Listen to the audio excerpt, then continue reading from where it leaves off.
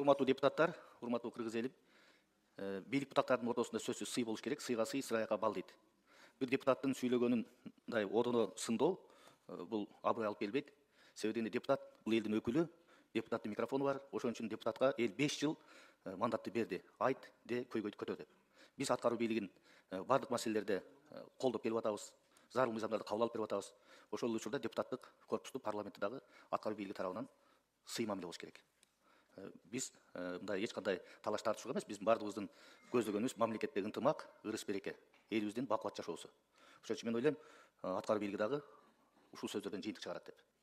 Эч качан парламент бир микрофону жок, мажырөө же мындай бир бар боло берет деген мамилеге муктаж эмес. Парламенттин ар дайым өзүнүн орду болгон, ошол ордунун менен иш алып барабыз.